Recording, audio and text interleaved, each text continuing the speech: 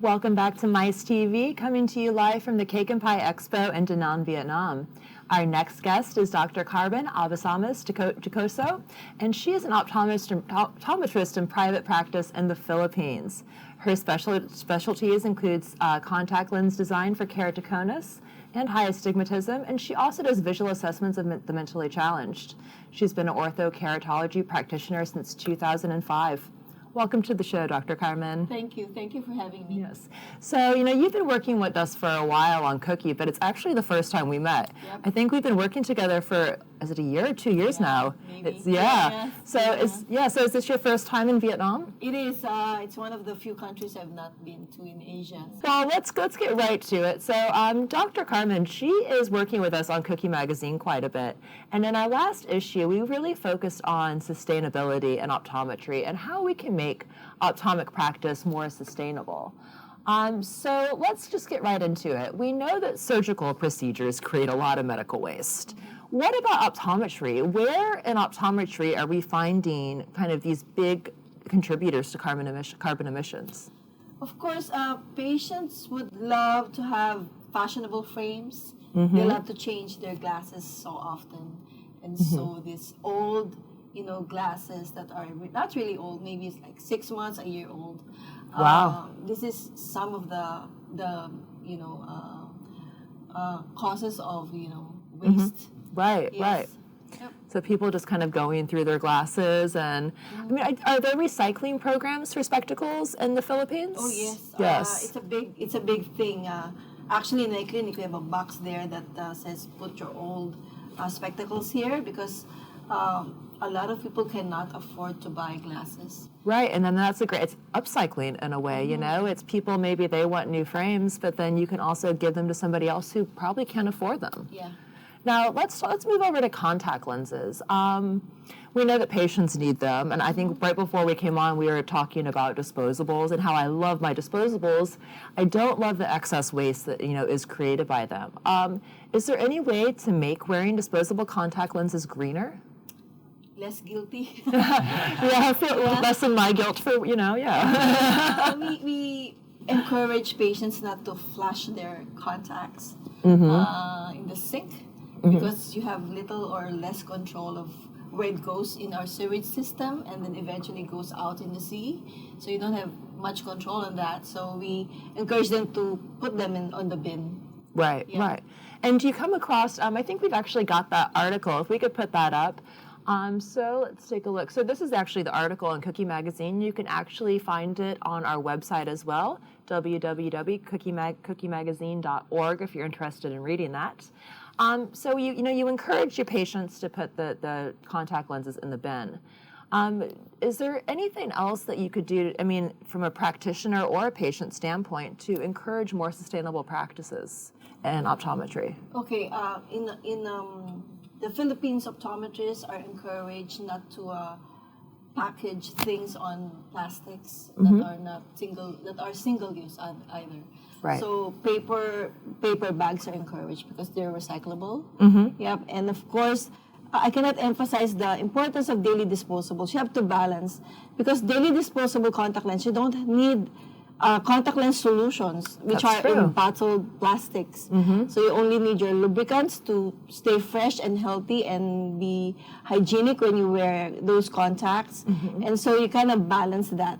And as we speak right now, a lot of industries or corporations like Alcon, Bosch Lomb, Cooper Vision, and even Seed, these major companies, as we speak, are thinking about biodegradable, contact lens materials. It's not easy, but I know that in their own huge way, they use recyclable water in their manufacturing and those things, and even the energy, they recycle their energy. They make sure that they don't use up too much energy when they're manufacturing contact lenses and even solution. Right, so it's almost about, it's not just about you and what you do, it's also about the companies that you work with as well and their practices, and working together with companies that have sustainable practices can make you more sustainable. Yeah, and that's what I was about wanted to say is that, the consumer is often conditioned to think that the burden for environmental preservation lies on them, but you spoke of some things the industry is doing What are other things the industry maybe could be doing to help reduce this waste? Let's talk about digitalizing your records. Oh, yeah. So less paper, or I don't know if we can go paperless. These are what they encourage. They give practitioners free apps so that they don't have to ask patients to fill out forms and Right. pile up your record section, and if a fire comes out, it's an optometry clinic who first started the fire. Right, Because of yeah. too much paper. And then you lose all the records as well. Yep. So digitalizing and going online, web. Like in my practice, a patient, before they come in and book for an appointment, we give them an online form that they can access. So that before they come in, they already filled out the form and nothing on paper.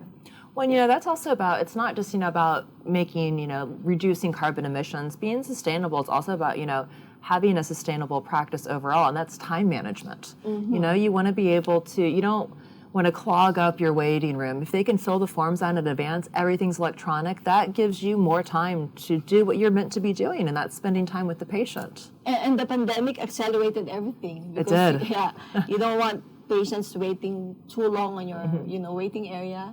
And so this digitalization actually encourage, sustainability.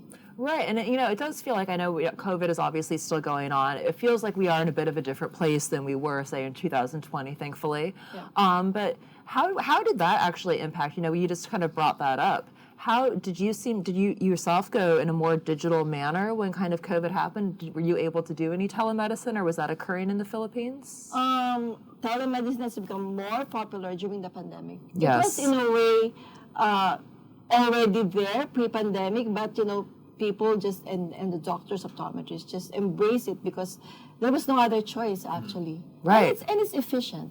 It And is. You're able to manage patients even through telemedicine because patients, save time on fuel to get to you.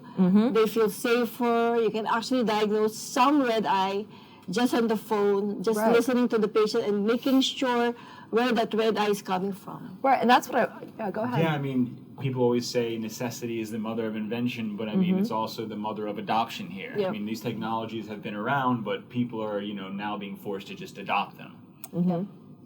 Now, in the Philippines, how does the government step in? Do they have any initiatives towards being more sustainable or supporting maybe even access and affordability to eye care?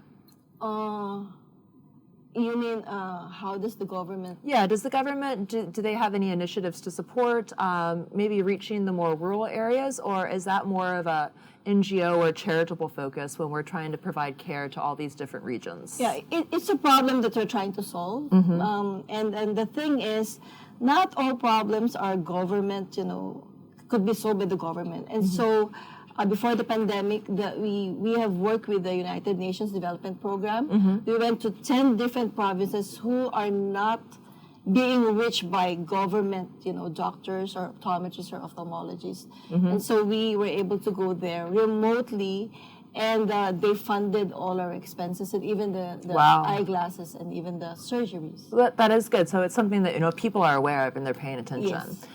Is there anything else that you wanted to, any other messages like you would like to impart while you're live on Mice TV?